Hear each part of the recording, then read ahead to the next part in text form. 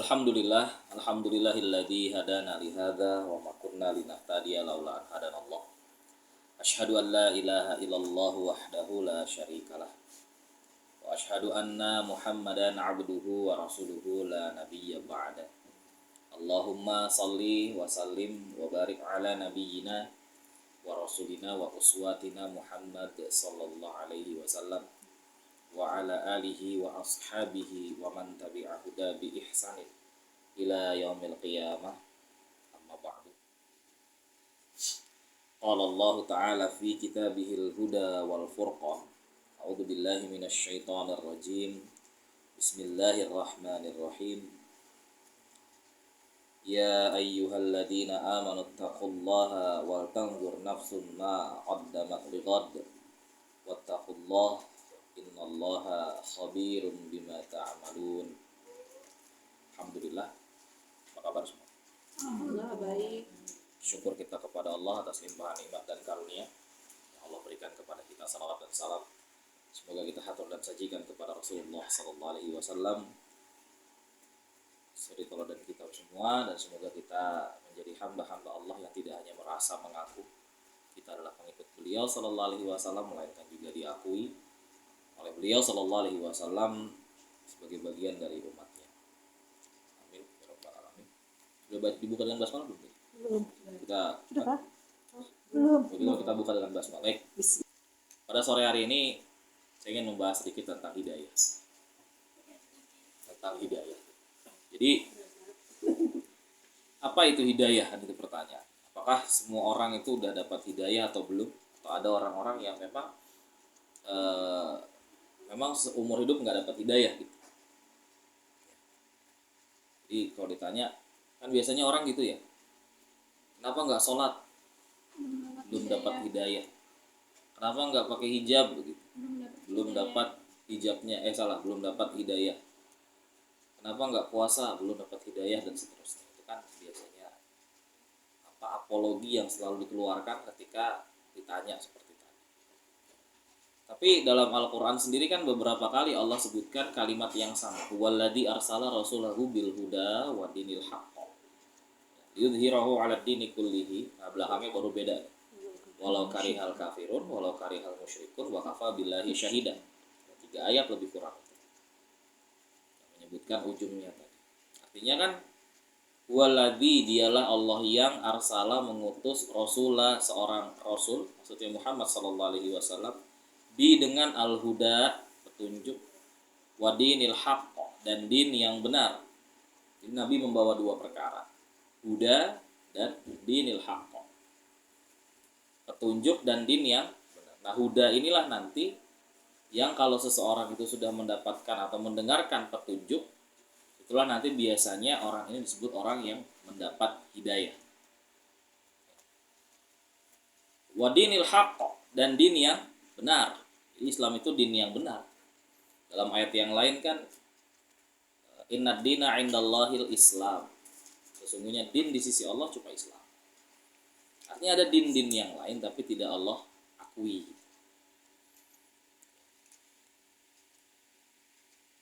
Ibarat kalau kendaraan itu, kendaraan umum, transportasi umum itu yang paling ketat pemeriksaannya apa? Pesawat ya. Kalau bus, kereta api gampang, nggak ada tiket atau tiketnya nggak cocok bisa diturunkan di stasiun depan gitu, nggak di ujung. Kalau pesawat agak ketat karena nggak mungkin diturunkan di tengah perjalanan, Bang.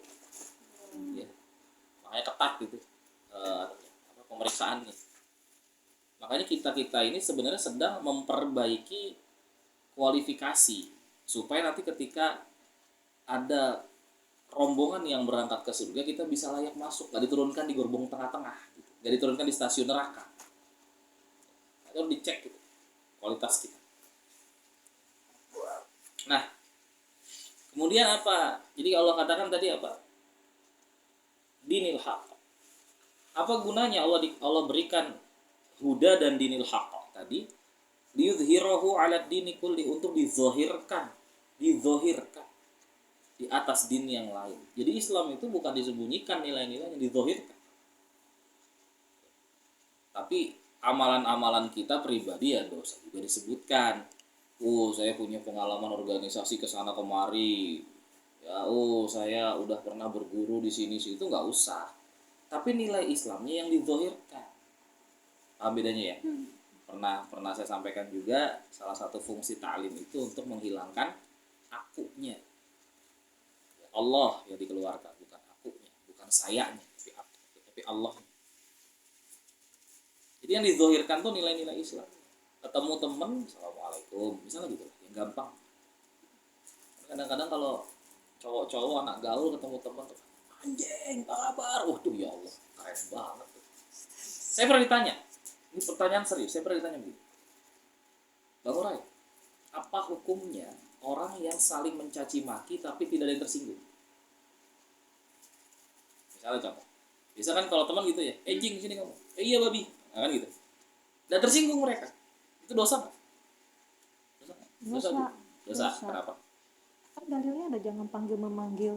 Oke, bagus.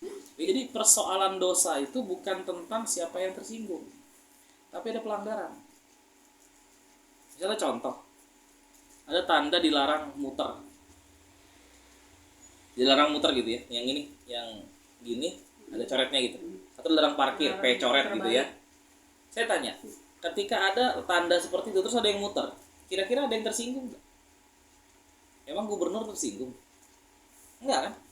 Tapi pelanggaran nggak itu? Tetap pelanggaran. Dia muter, nggak nabrak orang, nggak nyenggol orang, tapi pelanggaran nggak? Bisa dimengerti ya? Sama, memanggil teman dengan panggilan yang buruk itu bukan tentang tersinggung, tapi ada pelanggaran. Tadi ayatnya benar itu di surah Al-Hujurat ayat ke-11. Ya. Jangan memanggil dengan panggilan yang buruk. Tak boleh memanggil dengan panggilan buruk. Bukan tentang tersinggung. Ya macam zina lah. Ada yang tersinggung enggak orang berzina? Sama-sama mau, tapi dosa enggak? Dosa. Ya dosa. Nah itu maksudnya. Kita ta'lim, salah satu fungsinya itu nanti ke depan adalah supaya tadi akunya hilang. Maksudnya apa? Menilai perkara juga bukan dengan sudut pandang pribadi, tapi sudut pandangnya syariat. Menurut Allah ini boleh enggak? Menurut Rasul ini bagus enggak? Gitu loh. Tadi kan menghilangkan apa? Aku. Jadi jangan lagi menurut saya. Gampang. Ucapan kita ini ucapan makhluk, ya kok. Bisa nggak dibantah? Bisa. Apalagi kalau dibantahnya pakai ayat Allah, mudah kok. Iya kan? Siapa kita sih? Kalau kata Imam, lupa saya, Imam Ahmad bin Hambal atau Imam Malik, tidak ada satupun manusia yang tidak bisa kubantah ucapannya kecuali orang ini. Beliau nunjuk makamnya Nabi Shallallahu Alaihi Wasallam. Ulama sampai ngomong begitu. Tadi ya, untuk dizohirkan, yang dizohirkan apa? Nilai-nilai Islamnya. Alat dini kullihi. Walaupun ada yang benci lah nanti, orang kafir, orang musyrik. Bahkan walaupun hanya Allah yang menyaksikan perbuatan-perbuatan baik yang kita lakukan. Nah kemudian apa itu cirinya orang dapat hidayah? Allah sebutkan ya, Allah jelaskan dalam Al-Quran ciri-ciri orang dapat hidayah itu di surah Al-An'am ayat ke-125. Barang siapa dikehendaki Allah akan mendapat hidayah atau petunjuk, dia akan membukakan dadanya untuk menerima Islam. Dan barang siapa dikehendakinya menjadi sesat, dia jadikan dadanya sempit dan sesak, seakan-akan dia sedang mendaki ke langit. Demikianlah Allah menimpakan siksa kepada orang-orang yang tidak beriman. Ya. A'udzu billahi minasyaitonir rajim. Faman yuridillahu ayyahdiyahu maka, jadi fa ini termasuk harful ataf ya. Wawu, fa dan summa. Fa ini yang paling cepat. Jadi kalau ada dua peristiwa dibagi dengan huruf fa. Peristiwa A, huruf fa, baru peristiwa B, maka hampir tidak ada jeda di antara dua peristiwa itu. Ya, kalau summa biasanya agak lama. Faman yuridillahu ayyahdiyahu, maka siapa yang Allah kehendaki dapat hidayah, yashrah sadrahu lil Islam, maka Allah akan lapangkan yashrah. Al-insyirah itu loh, kelapangan kan. Alam nasyrah laka sadrak. Bukankah sudah kami lapangkan bagimu wahai Muhammad dadamu atau hatimu.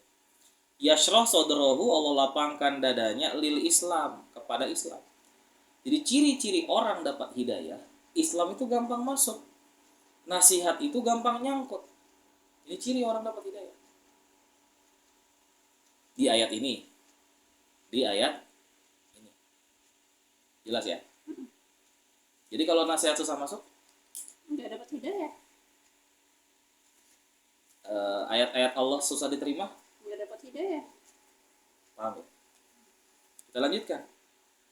Wa may yurid ayyudillahu, dan siapa yang Allah kehendaki kesesatan baginya, yaj'al sadrahu dayiqan harajan ka'annama yas'adu fis sama.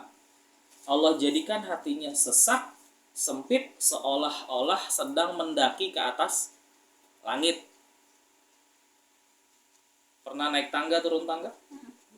Coba bayangkan lagi naik tangga ke lantai 7. Pakai tangga, nggak pakai lift. Kira-kira sampai atas sesak nggak?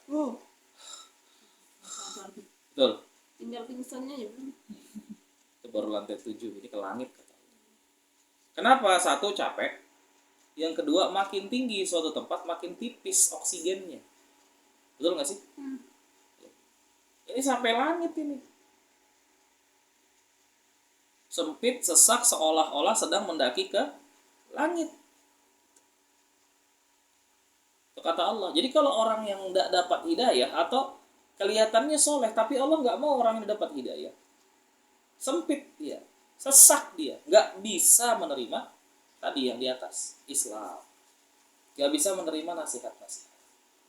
Ya biasanya pintar sih beralasan kalau orang-orang seperti itu. Nasihatnya cuma saya nggak suka cara nyampaikannya. Kalau menurut saya sih enggak. Jadi persoalan hidayah itu ya bukan persoalan main-main gitu. Ada orang di zaman Nabi yang dapat hidayah setelah jatuh dari kuda berkali-kali ngejar Rasul. Ya waktu hijrah itu. Tapi belum mau masuk Islam. Nanti pas waktu Mekah baru dia masuk Islam. Kurang sakit apa? Apa terus dia bilang kasarnya Allah nih caranya ngasih hidayahnya ke saya gitu. Ada yang dapat hidayah setelah kecelakaan kakinya buntung. Ada yang dapat hidayah setelah orang tuanya wafat, misalnya gitu. Apa dia lantas mengatakan ini saya nggak suka cara Allah ngasih saya hidayah kayak begini, jahat banget misalnya gitu. Ya nggak bisa. Kan rezeki dari Allah hidayah. Benar nggak? Kalau gitu cara berpikirnya jangan mau jadi kuli. Kenapa? Karena dapat uangnya dengan cara capek keras, dibentak-bentak mandor misalnya gitu. Itu kan masalah selera, dan selera itu kembali ke persepsi nanti. Ya. Nabi Muhammad SAW pernah nggak ditegur sama Allah? Abasa. Surah Abasa, surah At-Tahrim. Surah Abasa ayat 1, kenapa kok kamu bermuka masam? Ketika datang orang buta, anja'ahul a'mah, datang orang buta minta nasihat kepada. Itu 16 ayat itu abadi, nggak pernah hilang dari Quran. Ya kali Rasul baper. Bahkan Abdullah bin Ummi Maktum, orang buta yang dimaksud dalam ayat itu, setiap kali Rasul ketemu dengan beliau, Rasul mengatakan apa? Wahai saudaraku yang Allah meluruskan aku karena engkau. Senang beliau. Coba. Karena kalau mau dalam tanda kutip loh, ya, emang beda level sama kita ya. Ini Nabi loh, ditegur Allah cuma gara-gara orang kayak gini misalnya gitu. Enggak tuh. Justru berterima kasih ya. Justru berterima kasih. Wahai saudaraku, Abdullah bin Maktum ya. Wahai saudaraku yang Allah meluruskan aku karena engkau. Masya Allah. Padahal Rasul merengut bermuka masam. Ini orang buta, Abdullah bin Ummi Maktum radhiyallahu anhu. Lihat enggak? Enggak. Beliau merengut tidak ada hati yang tersakiti itu di situ. Cuma Allah tidak mau. Sama seperti Allah meluruskan Nabi Musa, kita bahas pekan lalu kan? Ketika Nabi Musa ditanya oleh Bani Israel siapa paling berilmu, saya. Allah nggak mau. Ada begini-begini dalam karakteristik nabinya. Apalagi At-Tahrim ayat 1. Wahai Nabi, kenapa engkau mengharamkan sesuatu yang Allah halalkan bagimu cuma untuk menyenangkan istri-istrimu? Ayo. Surah Tahrim tuh. Jadi At-Tahrim itu bukan pengharuman apa-apa, pengharuman sesuatu yang Allah haramkan untuk menyenangkan istri. Maka nanti surah Tahrim ada ayat tentang istri dan anak-anak, At-Tahrim ayat 6. Ada ayat tentang istri Nabi Nuh, istri Nabi Lut, At-Tahrim ayat 10. Ada ayat tentang ayat tentang istri Firaun ayat 11-nya. Ada ayat tentang perempuan yang selamanya enggak pernah jadi istri, Maryam ayat 12. Surah Tahrim tuh. Itu surah tuh parenting juga tuh isi. Tentang bagaimana menjadi orang tua yang baik. Coba. Nabi loh ditegur sama Allah. Bahkan pernah Nabi ditegur juga sama Allah gara-gara apa? Menjanjikan kepada para ahli kitab ketika ditanya oleh para ahli kitab, jawabannya gini, besok ya. Tunggu tuh kok enggak ada ayatnya. Besok ya, kok enggak ada jawaban dari Allah. Sampai Allah turunkan surah Al-Kahfi kan. Ya. Wala taqulanna li syai'in inni fa'ilun dzalika ghadan illa an yasha Allah. Jangan kau mengatakan sekali-kali besok aku kerjain tanpa mengucapkan insya Allah. Coba. Itu Rasul ditegur.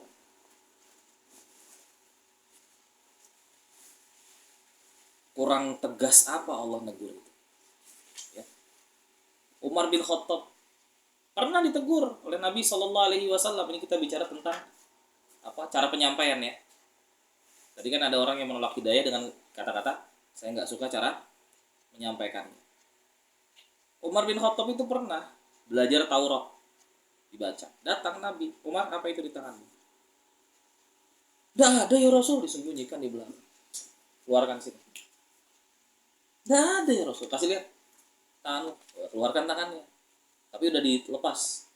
Tauratnya pindah ke tangan kiri. Nggak ada ya Rasul, dua-duanya. Diambil sama Nabi. Taurat itu. Karena Tauratnya dalam tanda kutip wallah dipalsu apa. Kata Nabi apa? Kalaupun Musa hidup di zaman ini, dia akan mengikuti apa yang aku bawa. Umar bin Khattab depan orang banyak, ditegur begitu. Marah. Bagaimana kalau teguran sifatnya pribadi? Ini Umar ditegur masalah ini. Gimana kalau sifatnya pribadi? Itu yang apakah Umar sedang mengajarkan Taurat kepada umat Islam atau sedang belajar untuk dirinya sendiri? Pribadi kan?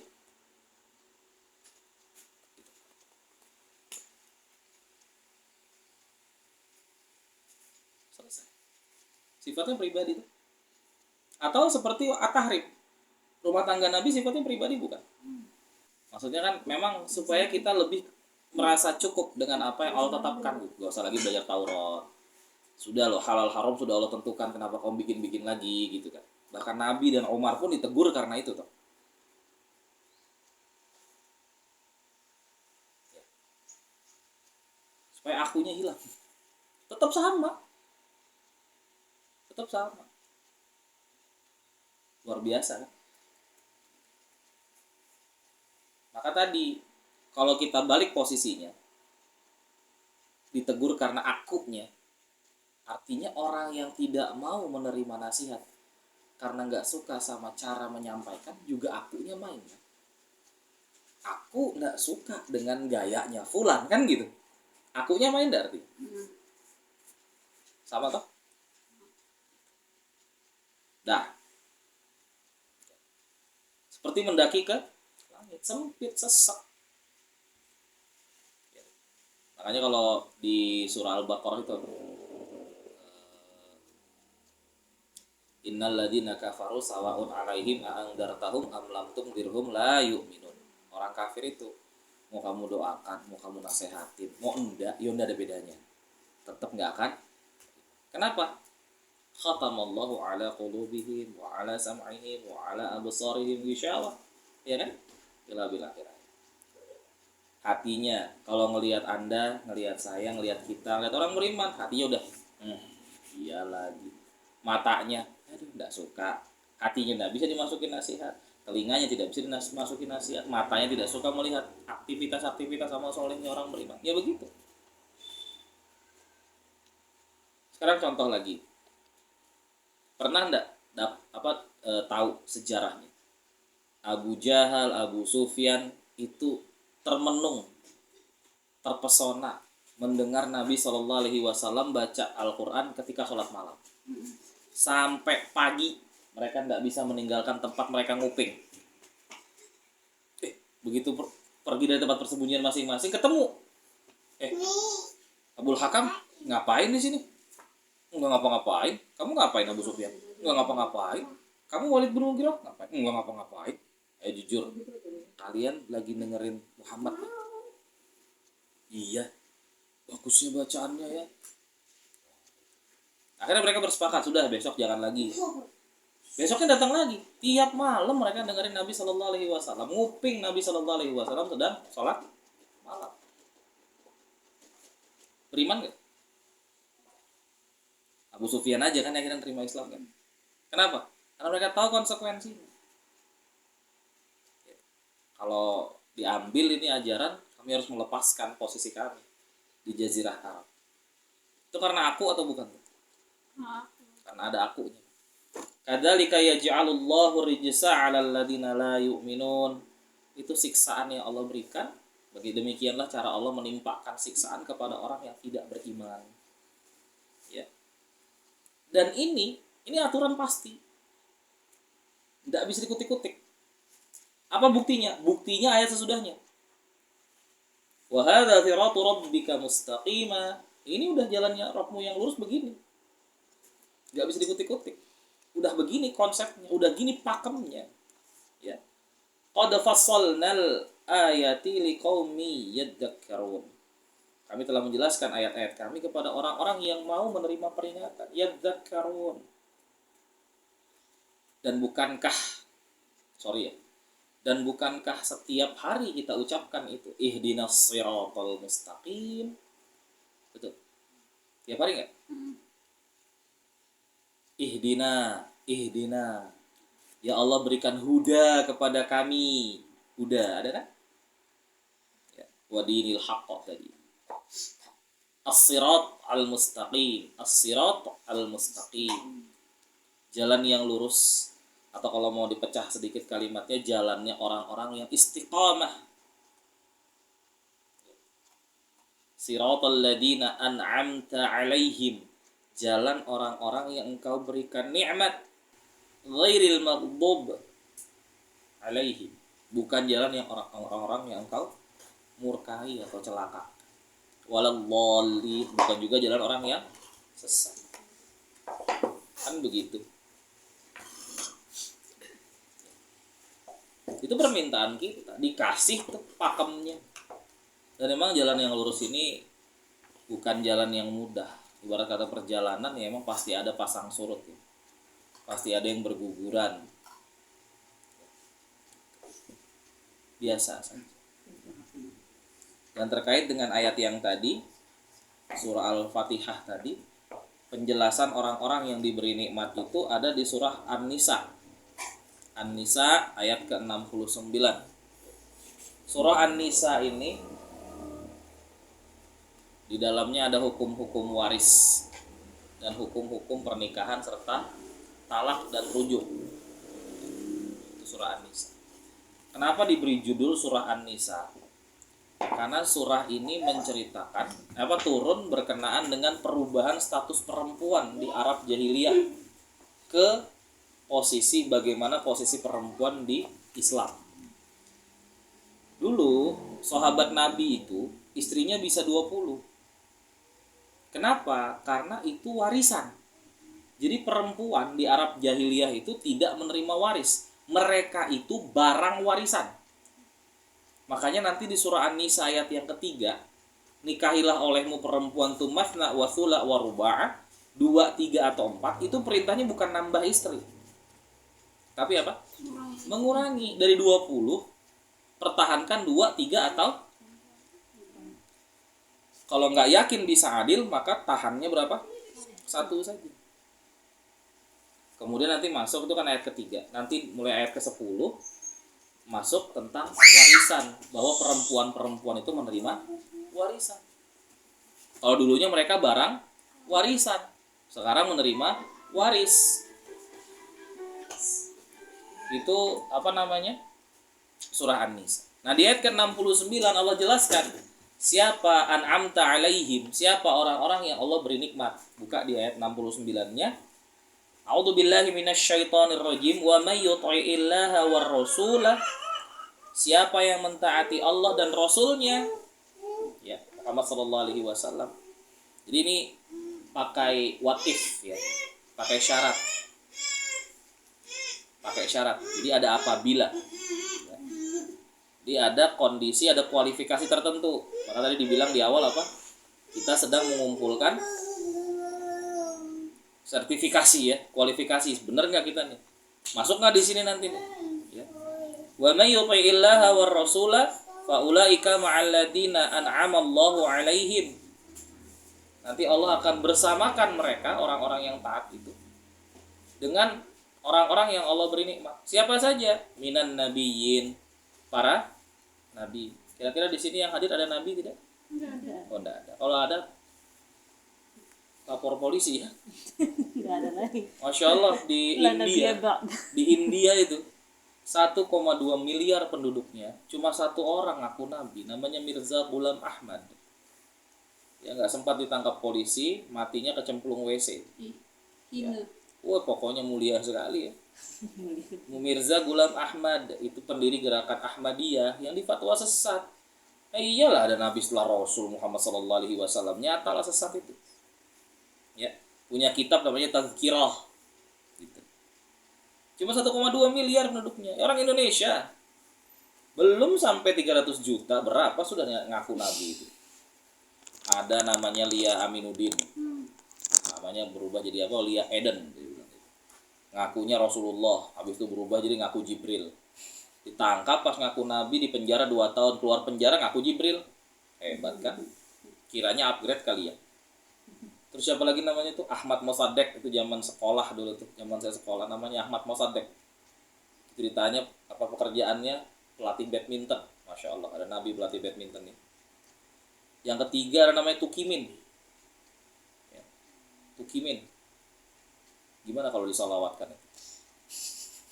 Ada lagi nabi namanya Cecep. Udah 4 tuh. Di Balikpapan tuh ada 2. Di Gunung Sari 1, nanti di mana? Pernah ngaku nabi. Pengikutnya ya ada. Ada.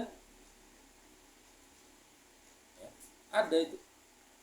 Kemudian ada sempat di Samarinda itu. Zaman saya kuliah itu pernah baca berita. Perempuan ngaku habis Isra Mi'raj. Pernah baca korannya enggak? Pernah ya? Yang dia berangkat dari jembatan Belibis turun di jembatan Segiri. Coba. Dijemput sama Burok katanya di jembatan Jalan Belibis, nanti turun di jembatan Pasar Segiri. Keren banget, luar biasa. Itu jembatan kehewanan ya? Lupa juga saya. Jembatan kehewanan berangkatnya, turunnya jembatan Belibis Pasar Segiri itu. Waduh. Ini juga luar biasa orang Indonesia nih. Belum 300 juta. Udah berapa yang ngaku-ngaku begitu? Tapi di sini apa kata Allah? Orang-orang soleh, orang-orang yang bertakwa, yang taat akan Allah bersamakan dengan para nabi. Maksudnya para nabi ya versi Allah ya, bukan versi ya pengakuannya. Wasiddiqin, dan orang-orang yang siddiq. Ada beberapa pemaknaan di sini. Siddiq itu dimaknai orang jujur. Ada juga siddiq itu maknanya membenarkan atau menyesuaikan. Sesuai maksudnya gini, kalau nabinya bilang A ya dia bilang A, sesuai kan? Itu loh maksudnya.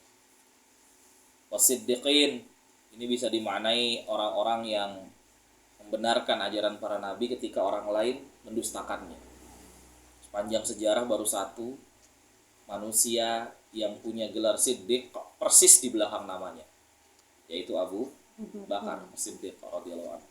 Bukan nama wasyuhada, orang yang mati syahid. Ini banyak sekali di Palestina hari ini ya. Wassalihin, dan orang-orang yang salih.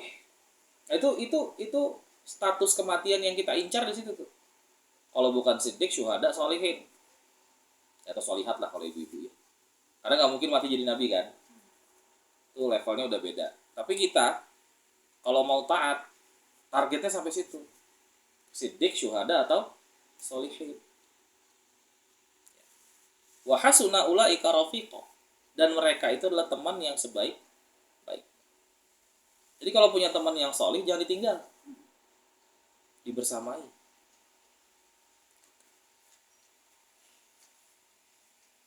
Kalau di ayat 70 kan dzalika fadlullah, dzalikal fadlullah, itulah keutamaan karunia dari Allah.